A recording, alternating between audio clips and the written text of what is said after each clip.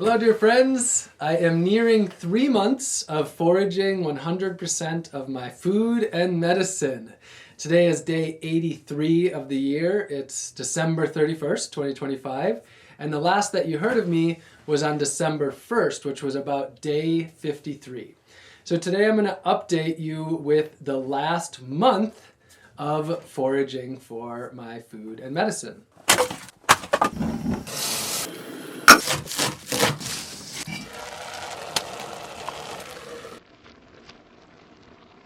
Three months in and I still have food. In fact, I have a lot of food. My pantry has not really dwindled in size as far as my dehydrated stored goods. My freezer has dwindled in size some. My canned goods, my pressure canned and my water bath canned foods have also dwindled some. But overall, I still have a lot of food. In the last update video, I went through my pantry, my freezer, and really showed you what I have stored. Not a lot has changed in that regard during this time, and so I welcome you to watch that previous video if you'd like to see all the different foods and medicines that I have stored. Last night I noticed a new change in my body that I hadn't experienced, and that is I got a little bit plumper, actually. So the last month has been very productive in that regard, that I actually have managed to gain a little bit of weight. Part of the reason for that is that I've had all of my food needs met. I've got my calories, I have my fat, I have my protein. I also have all of the vitamins and minerals. My body feels physically about as good as it's felt in a while, and my weight has leveled off. So there was some time at the beginning where I was somewhat concerned that I was losing too much weight, and I lost about 5 or so pounds, and that has completely leveled off. So it is indeed winter here. It's December 31st, and it's actually been one of the colder Decembers in quite some time here in northern Wisconsin. We have probably gotten a total of 2 feet of snow out here, and we've had 3-4 weeks at a time where it's barely gone above freezing, and we have had the coldest day with wind chills has been down to -30 with wind chills. So it's been a pretty cold December. I've spent a lot of time inside, and the reason that I'm able to do that is that I have stored away a lot of foods. That's one of those common questions people ask is, how can you eat through the winter? And the answer is, you harvest the abundance of spring, summer, and fall. You store that, and then you enjoy that bounty through the winter. It is the season where I have been staying inside of my house. I am so grateful to have a wood stove that I heat this place with. It's been a real joy. In fact, when I'm not out on a speaking tour, I will often be here for a week without leaving this little patch of woods that I'm in. So it takes some real motivation to get out and bike the 10 miles that it takes to get into town. And so because of that, I would say I've kind of just settled in here on the land by the wood stove, eating my nourishing breakfast, lunch, and dinner with a few snacks in between. I've continued to intermittent fast, generally, eating from about 10 a.m. till about 6 p.m. Given the depth of winter that we're in here, I am really happy with the foraging that I still have managed to do. And for anybody that says there's no foraging to do in the winter, the reason that they can say that is because they haven't done their due diligence. There is a lot of food to forage here. I've still been harvesting greens, the watercress and wintercress. I've still been harvesting berries. The high bush cranberry and the nanny berries can stay on deep into the winter. I've been really pleasantly surprised to still be eating apples off the apple trees. They freeze and they have a bit of a flavor of applesauce and also a bit of a flavor of dried apples, but their own unique thing. And then also crab apples. Still foraging those, and the bitterness of those really decreases, and all the crab apples that I've tried, they're almost like little pieces of applesauce right off of the tree. There's still fishing to be done. I haven't been out fishing at all this month, which I expected to, but with the 50 pounds of fish that I harvested between salmon and whitefish, I still have plenty of fish. I have been really pleasantly surprised and delighted with the amount of food that there still is to forage, and I wish that I have had more time to forage this food, but there's other things that I've had to prioritize at these times. Now, that's even here in northern Wisconsin. Wisconsin. This is a whole nother level from southern Wisconsin or Ohio or, other parts of the Midwest. So in other places, there's even substantially more food to be foraging even in the winter. So that's been a great lesson so far. The real harvest of December has been deer. And I still have not actually hunted because I have managed to harvest 2 deer that were hit by cars. And I should say portions of 2 deer. So while I was on my speaking tour, I announced in my talk that if anybody saw a deer on their way home to let me know. And sure enough, somebody let us know that they saw one, and I went and picked it up with my colleague Crystal. And so I got about 20 pounds of meat and fat and bone, some bones as well for bone broth from that deer. It was so amazing. I was able to travel for that whole tour with that deer meat without the need for a freezer or a refrigerator because it's frozen outside. I could just leave it outside. Quite the new experience in that regard. Once I got back from my speaking tour, I harvested another deer about 10 miles from my house. And from that, I harvested about 57 pounds of meat and fat, and some of that being bones. Now, the real gift of that was the fat that I rendered. So from that first deer, I rendered about 1.5 quarts. And from the second deer, I rendered over 4 quarts of fat. So that's over 1 gallon of fat. And that has made all the difference in this month. The difference of just my food being a lot tastier, a lot more filling. And so this is so much more calorically dense. And so with the meals that I've been making, I don't need to eat as large of a volume, and it's so much more satiating and also just sticks with me for longer. Gallon of fat is enough to last me for a good little bit of time. So between the deer that I've harvested and the fish, I have been very satiated when it comes to fat and protein, and I'm not having any lackings there whatsoever, and I've had very nourishing meals. My friend Jennifer and her children pressure can this, and my friend Ryan helped me to process this deer, and Crystal helped me to process the deer in Green Bay. So this has not been something that I'm doing alone. Yes, I am foraging all of my food, and I'm the only one that's doing that in this regard. But this is a very community endeavor, and this is really only possible because many people are taking part in this, helping me to process and preserve food and take me to some of their best foraging spots. And that's what gives me so much time to be able to be teaching, to be out on my speaking tours, to be able to be creating these videos and sharing with all of you.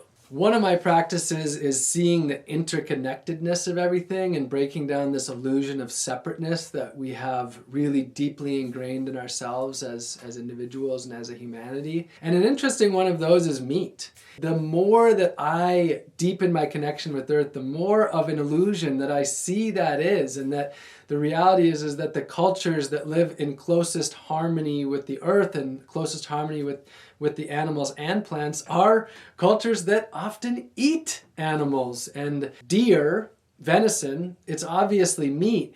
But the more that I am eating it, the more that I dissolve this separateness of plant and animal, in the sense that deer is a manifestation of grass and yarrow and all of the herbs that it's eating, the apples and even mushrooms. And so my diet is quite meat oriented. I eat a lot of meat between the fish and the deer, but I don't see that as this complete separation of plants like a lot of people have come to see. I see the deer as a manifestation of plants, a deep interconnectedness with the plants, and I am very happy to be experiencing that dissolving of this illusion of separateness, and that's just one of the ways that I'm experiencing that. My daily meals have continued to incorporate wild rice into most meals, stinging nettle, a variety of different mushrooms with maitake, chanterelles, and boletes being the main ones, and then different herbs like bee balm or monarda and wild onions, and many different herbs on my shelf. And then eating my fruit sauces, applesauce, pear sauce, and plum sauce I tend to have each day, as well as frozen juices, the different berry juices. And of course, the wild parsnips and nuts, snacking on different nuts, the black walnuts, pecans, and hickory nuts. So my diet has been fairly diverse and quite fulfilling. I am getting what I need, but the challenge has been actually that not every day do I manage to eat what I need because I have been quite busy. And when it comes to cooking all of my own meals, and my nuts have shells around them and I have to remove those shells. It's not just handfuls of black walnuts to the mouth. So some days I've just been too busy to eat everything that I would like to. And one of the big lessons that I've continued to learn and continued to experience is that a quality existence takes time. It really takes time to do this, and that's a really important lesson. A lot of people, they want convenience. They want things that don't take any time, that are just done at the click of a button instantly. And the reality for me is that a quality existence takes time. When it comes to harvesting and preparing and processing and even the act of eating and the act of starting my fires, it all takes time. Now, I actually thought by now that I was going to get sick. And the reason for that is I went on about a 2-week speaking tour around the state of Wisconsin and Minnesota. And during that tour, there were a lot of people who were sick, a lot of people with colds or, potentially even worse. And in numerous cities, I heard that there were bugs going around. And I shared hugs with probably a few hundred people and was in close contact with hundreds of people while, kind of burning the candle at both ends. And amazingly, haven't even had a sniffle of sickness. So for me, that's been the true testament of my food being my medicine and that I am getting everything that I need. And so that has been a real joyful way to see that I'm getting all of my food and medicine needs met. The Homeland Speaking Tour that I did went very well. Throughout Wisconsin and Minnesota, I spoke in about a dozen cities over a period of about 2 weeks. A lot of people came out. There was great enthusiasm. So many people learning about how we can reconnect with the earth, live more simply, and live in a way that is in far more harmony. In most cities, I was on the local news channels, did interviews with the local newspaper and radio stations. And so I'm very grateful that I've had all the food that I needed in order to have the time to be able to be doing an extensive number of interviews and be out on this speaking tour, meeting with a lot of people and sharing inspiration for them. When I talk about medicine, it's not just food for me. Everything can be a medicine. The air we breathe, the water we drink, the water we swim in, the content we take into our minds, the physical space we are in.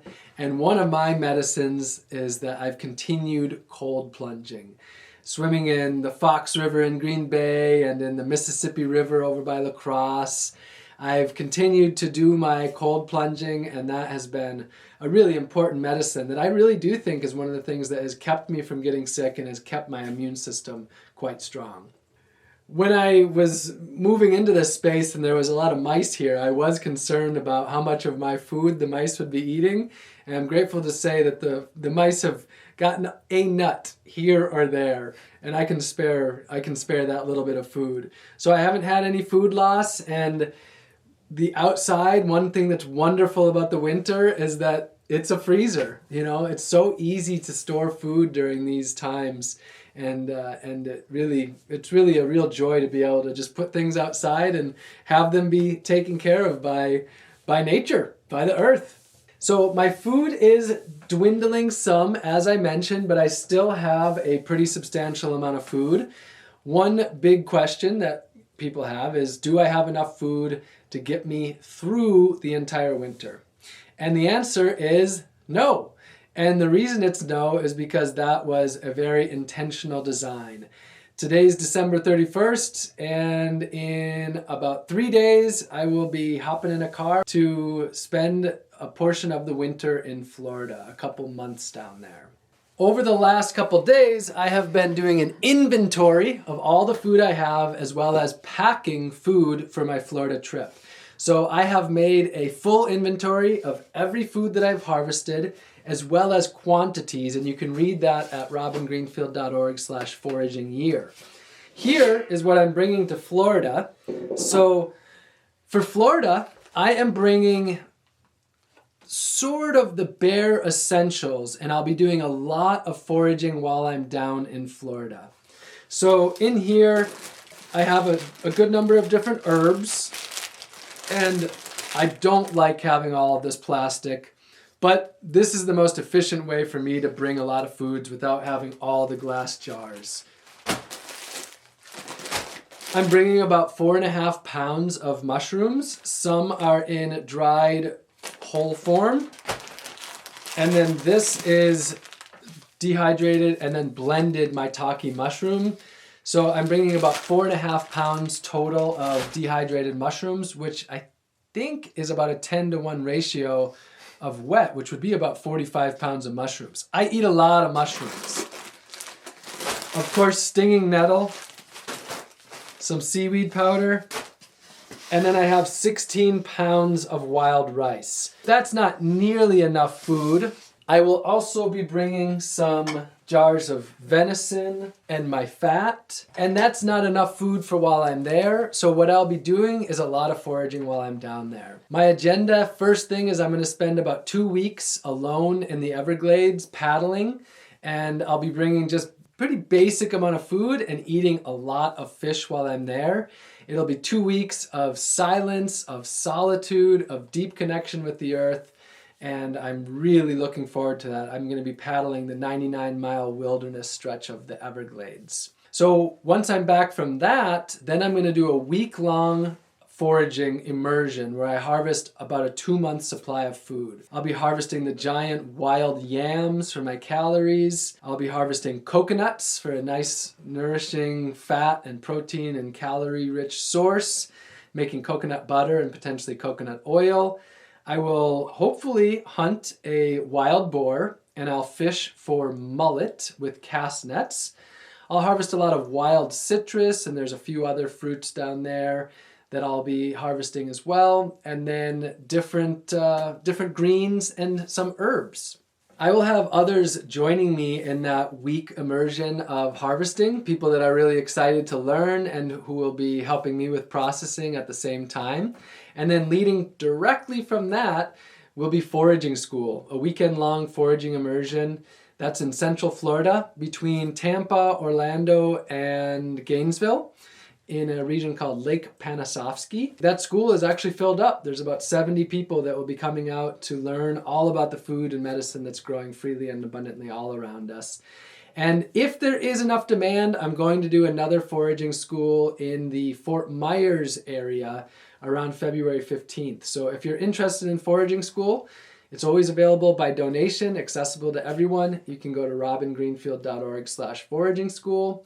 And then after foraging school, I'll be doing a 3-week tour from north to south, east to west, doing talks, giving plant walks, and foraging in cities all over Florida.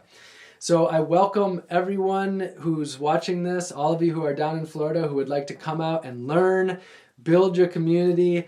I will be in Florida January, February, and I am there at your service. So again, I'm about 3 months in to the year of foraging all of my food and medicine, and I am happy to say that the earth has been providing me with everything that I need. I am both physically and mentally in a sound place, and I'm really thoroughly enjoying this deep connection with the earth. I am here to explore this belief that the earth can provide us with everything that we need, and in doing so, be on this journey with all of you. Being here as a support, as an inspiration, as a motivation to connect more deeply with Earth, to learn the skills and the knowledge, to build the community, and to build the relationships with the plants, with the animals, and with the Earth, to live in a much more harmonious way. So I'm grateful to be on this journey with all of you, and looking forward to sharing the next video with you from Florida.